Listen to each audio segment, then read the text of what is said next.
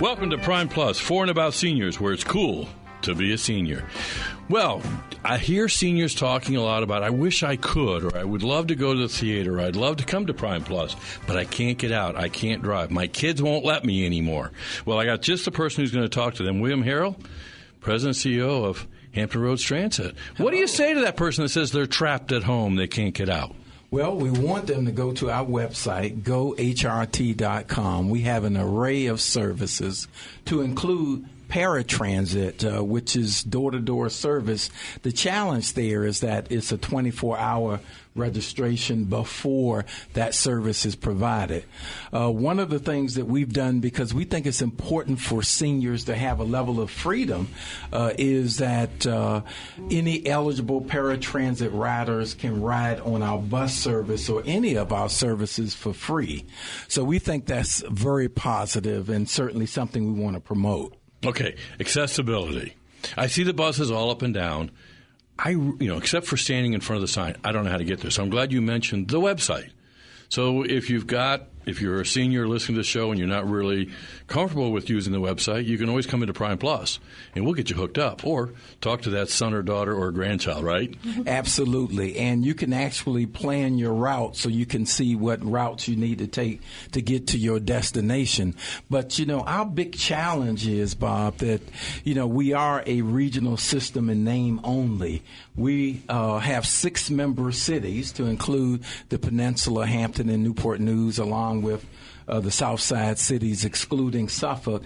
And each city each year buys as much or as little service as they can afford because we don't have dedicated funding. So we're competing with school teachers and other general fund needs. So that is a challenge in terms of getting around, and that's certainly something you'll be hearing more about because we need to fix that for the region. Boy, William, I thought I was going to tease you, but you're teasing me.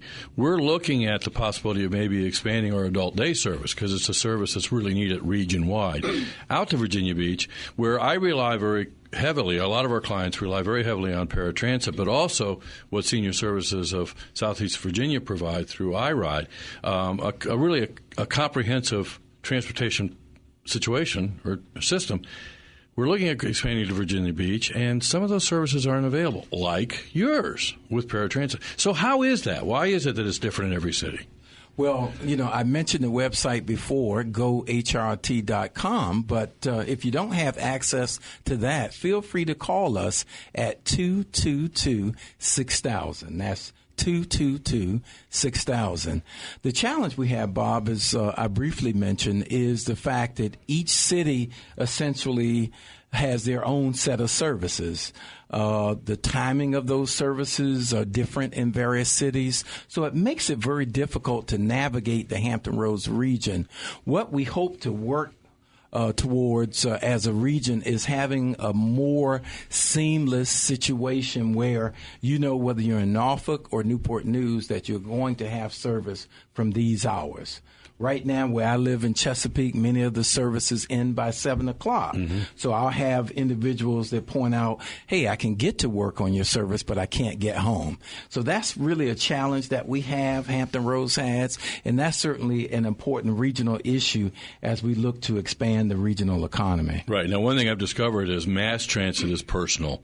We have a lot of members. I don't know why. We have a lot of members that actually moved down here from New York City.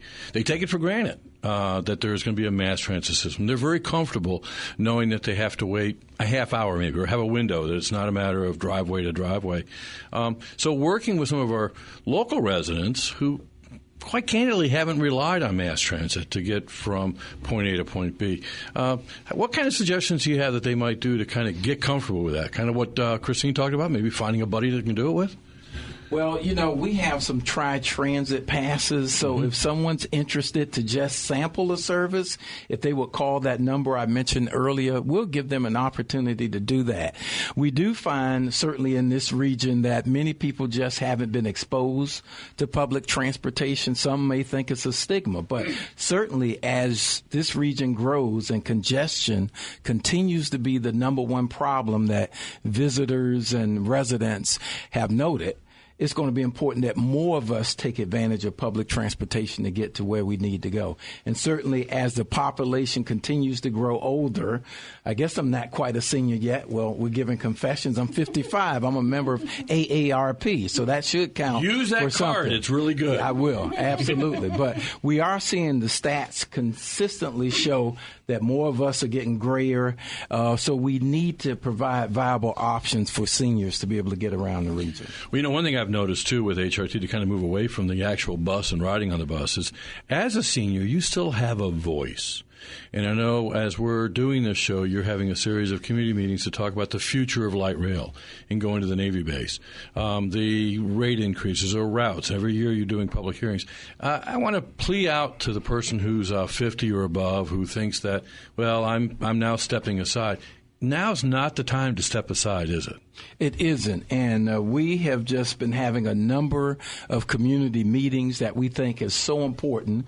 We're committed to robust community involvement, and we encourage everyone. And in some cases, seniors have a little more time, and we love to have them come out in the evenings and share with us what they'd like to see in their public transportation system. One of the things that we're offering at Primeplus over on 7300 Newport Avenue in Norfolk is a forum, an area where people can come and kind of share their ideas, talk with one another, reinforce their ideas. Because one of the things I've figured out through that isolation just isn't just physical. But sometimes when we've retired because there's another generation coming through. And so when I talk about that voice and that way of getting involved, it's not a matter of just sitting at home, but you also rely on seniors for employment, don't you? Oh, absolutely. And we have a number of volunteers that work with us. A number of our employees are seniors. So it's really important that they continue to provide what they have for many years, stability to the economy. And they have so much that they can do in terms of mentoring others as well. Okay, I'm sitting here as a senior, and I'm looking at what's Hampton Roads going to be like in 30 years. And what are you guys going to be doing in 30 years as Hampton Roads Transit? You know, that's a great question. I think there are several pieces that I'd like to share. Certainly, we are looking to improve our current bus system. We're working on a new proposal called Core 20, where we want to establish frequent service along major corridors. So instead of having to wait for a bus an hour, because that's a barrier, quite frankly. Who can afford to wait an hour if you miss a bus? We're looking at how could we establish 15-minute service, because what the stats show is that if I know if I miss a bus that I can catch another one in 15 minutes, I'm willing to try public transportation. And to get people out of their cars, they have to feel comfortable with this system.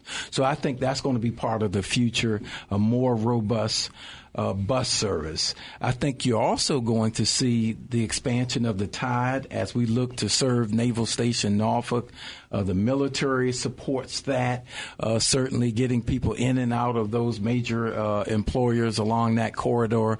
Old Dominion University is very interested in more public transportation. We're going to be looking at not only a west side solution, but perhaps an eastern solution coming from the military circle area. So I think you're going to see an expansion of high-capacity transit as well.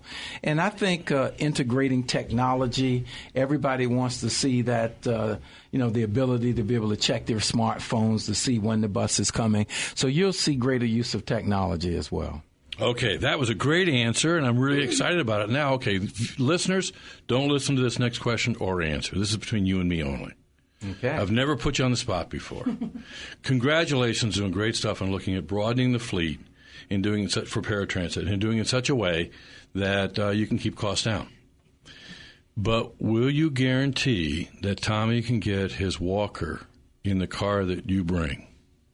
Well, we're going to have to, because that's that's right part of his mobility, And I think, as I mentioned before, transportation is about empowerment, and we certainly need to make sure that people can get where they need to go with whatever equipment they need to do it with. Great, and again, Primeplus for and about seniors has been brought to us by Anthem Health Keepers Plus, is offering benefits that keep the members in mind for Virginia's new health care program, Commonwealth Coordinated Care Plus, CCC Plus. I'm going to talk a little more about that with my next guest when we talk about Ask John.